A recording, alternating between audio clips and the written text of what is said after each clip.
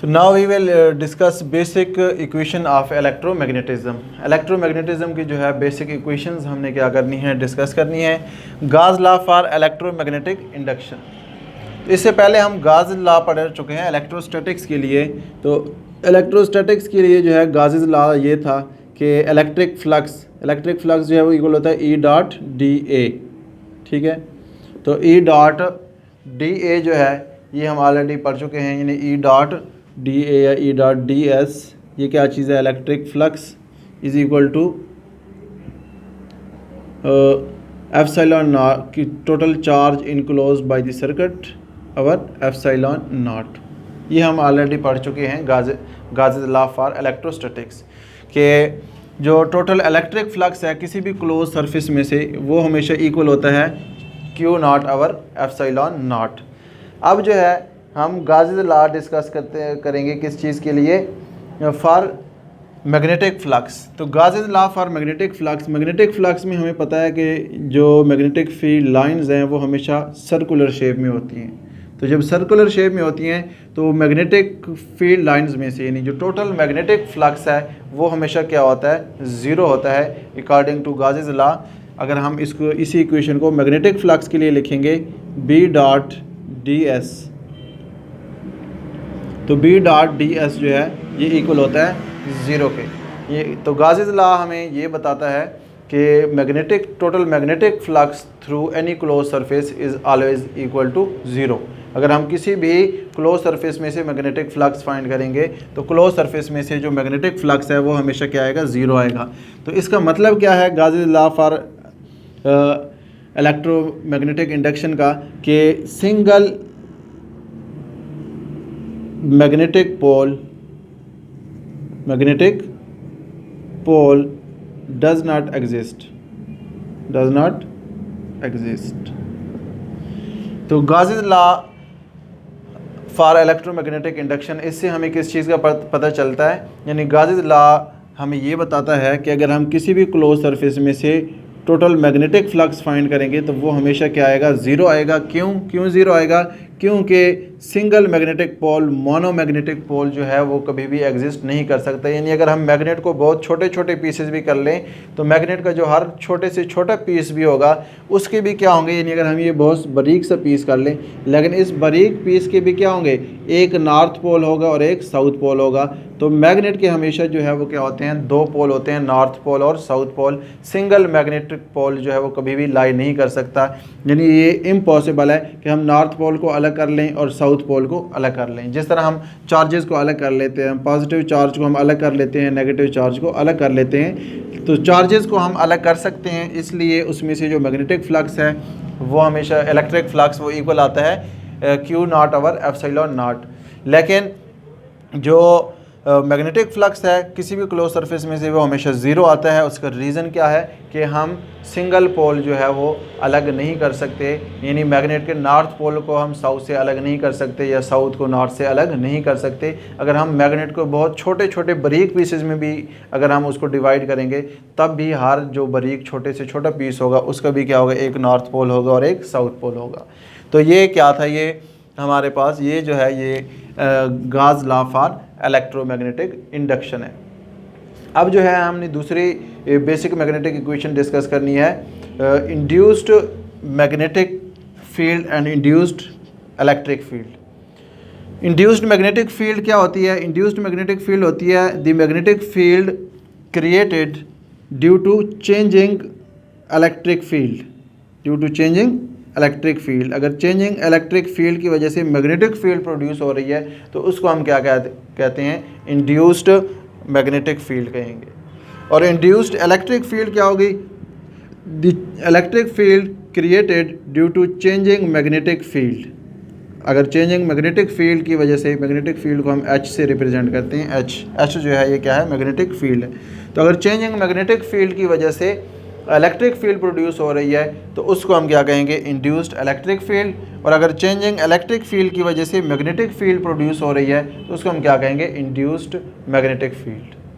ठीक है, तो the magnetic field created due to changing electric field is known as induced magnetic field, और the electric field created due to changing magnetic field is known as induced electric field. तो ये induced electric field और induced magnetic field जो है इनकी हमने क्या करनी थी, डेफिनेशंस करनी थी। ठीक है, तो अब अगर हम इंड्यूस्ड यानी हमने ये पढ़ा है Gauss's law, sorry Faraday's law. Faraday's law था E is equal to minus del phi over del t. ठीक है, तो EMF जो है वो हमें पता है कि ये हमने पढ़ा हुआ है कि पोटेंशियल ग्रेडियंट जो है वो इक्वल होता है E इंटू डेल्टा आर, या E इज इक्वल टू होता है V over delta r, V over are.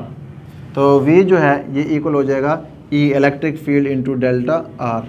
ठीक है, तो यहाँ जो है क्योंकि EMF और पोटेंशियल डिफरेंस जो है ये क्या हैं, सेम चीज़ें हैं, तो EMF के यहाँ पर हम पोटेंशियल डिफरेंस की जगह क्या चीज़ यूज़ कर रहे हैं, EMF यूज़ कर रहे हैं। इन दोनों में डिफरेंस है क्योंकि ये जो है पोटेंशियल डिफरेंस ये टर्मिनल इकराजी टर्मिनल्स ऑफ कंडक्टर होती है, यानी बल्ब के इकरास जो होगी या पंखे के इकरास जो होगी उसको हम क्या कहते हैं, पोटेंशियल डिफरेंस कहते हैं, V। और EMF जो है ये पूरी बैटरी की या पूरी सेल की जो EMF होती है, पूरी सेल का जो वोल्टेज होता है या पूरी बैटरी का वोल्टेज, उसको हम क्या कहते हैं, EMF कहते हैं।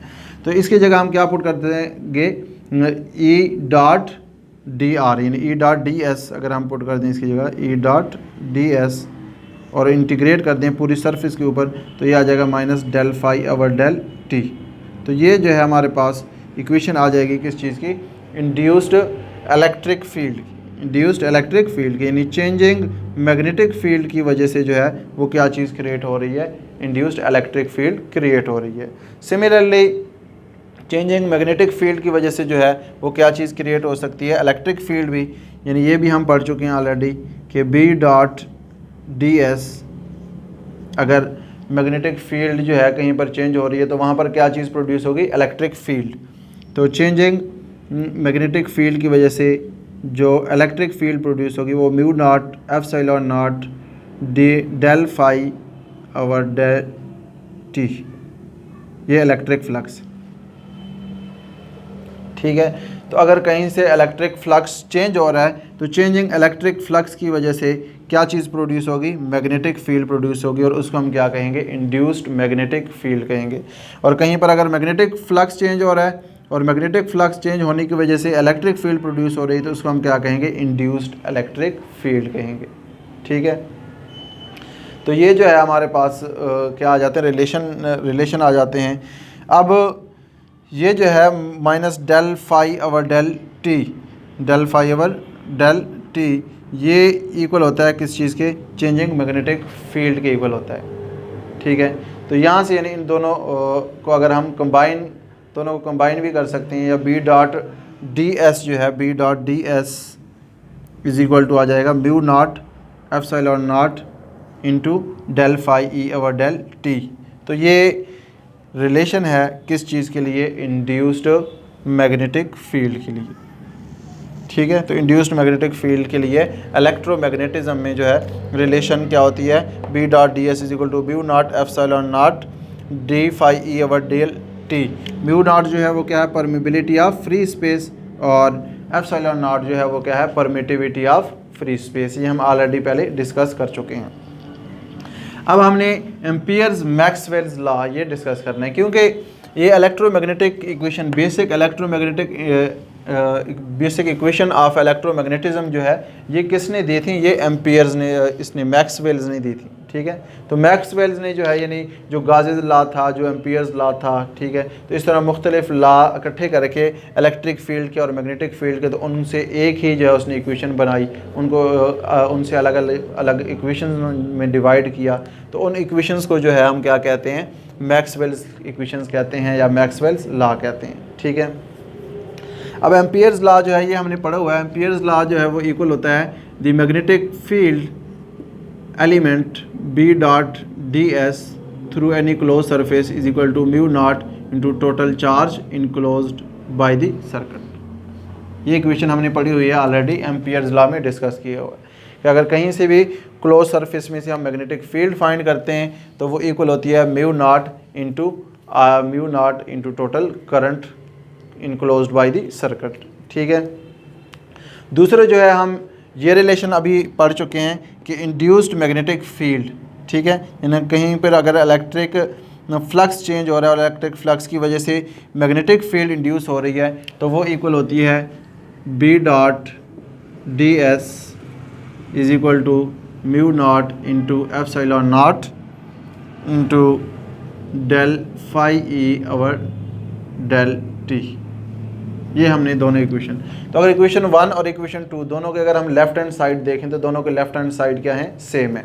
तो दोनों के लेफ्ट हैंड साइड सेम है तो हम इनको कंबाइन करेंगे, कंबाइनिंग इक्वेशन 1 एंड 2। तो 1 और 2 को अगर हम कंबाइन करें तो ये हमारे पास जो है यहाँ से वैल्यू आ जाएगी, यानी ये भी इसके इक्वल है और ये भी क्या है, इसके इक्वल है। तो दोनों को हम क्या कर सकते हैं, टोटल मैग्नेटिक फील्ड के तौर पर भी इनको हम लिख सकते हैं, दोनों को हम क्या कर सकते हैं, ऐड कर सकते हैं। तो B डॉट डी एस यानी जो changing magnetic induced magnetic field है वो इक्वल टू हो जाएगी mu naught epsilon naught del phi E over del t plus mu naught into current enclosed by the circuit. अब यहाँ पर देखें, अगर फॉर एग्जांपल कोई सर्किट है हमारे पास, ये सर्किट है, यहाँ से फॉर एग्जांपल करंट जो है वो क्या है, कांस्टेंट है।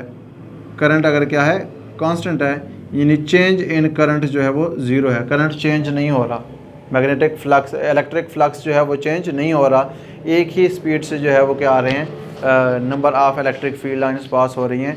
तो अगर rate of change of current zero होगा, यानी वहाँ पर अगर इलेक्ट्रिक फ्लक्स चेंज नहीं हो रहा तो इलेक्ट्रिक फ्लक्स चेंज ना होने की वजह से वहाँ पर ये वाली टर्म क्या हो जाएगी, ज़ीरो हो जाएगी, क्योंकि चेंज इन करंट ज़ीरो होगा तो ये rate of change of flux क्या आ जाएगा, ज़ीरो आ जाएगा। जब ये टर्म ज़ीरो आ जाएगी तो सिर्फ ये टर्म जो है हमारे पास रह जाएगी, ठीक है।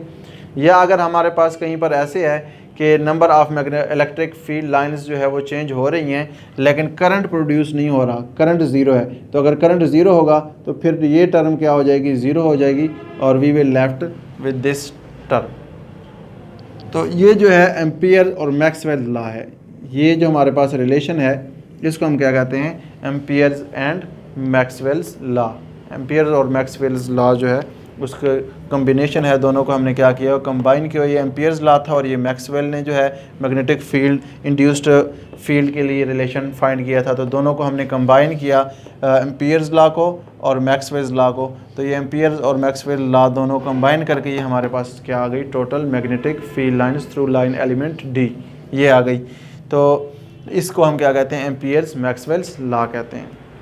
लास्ट टॉपिक है हमारे पास डिस्प्लेसमेंट करंट। आज के लेक्चर जो है फिर हम वाइंड अप करते हैं। डिस्प्लेसमेंट करंट जो है ये इसकी हम डेफिनेशन करते हैं, the electric current produced due to changing electric field, the electric current produced due to changing electric field, यानी इलेक्ट्रिक फील्ड चेंज होने की वजह से जो करंट प्रोड्यूस होगा उसको हम क्या कहेंगे, डिस्प्लेसमेंट करंट कहेंगे।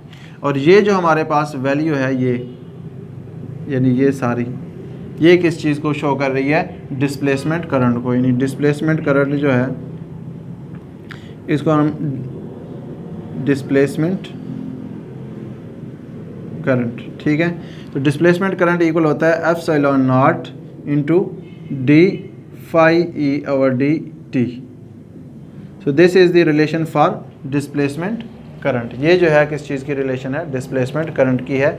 डिस्प्लेसमेंट का इससे कोई ताल्लुक नहीं है, इसको हम जस्ट एज अ जो है वर्ड के तौर पर इसके लिए यूज़ करते हैं, डिस्प्लेसमेंट करंट। इसका असल में जो रिलेशन है वो किस चीज़ के साथ है, rate of change of electric field के साथ है, rate of change of electric flux के साथ है।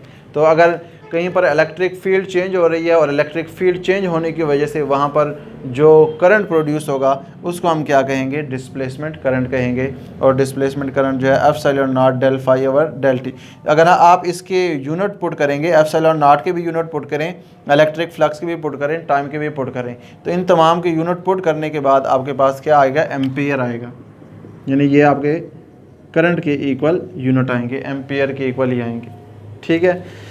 तो ये टॉपिक जो है हमने क्या करने थे, डिस्कस करने थे। तो यहाँ तक आज जो है हमारा चैप्टर नंबर 32 जो है, यानी according to syllabus, according to course outline, हम चैप्टर नंबर 32 तक जो है हम अपना सिलेबस क्या कर चुके हैं, कवर कर चुके हैं, ठीक है।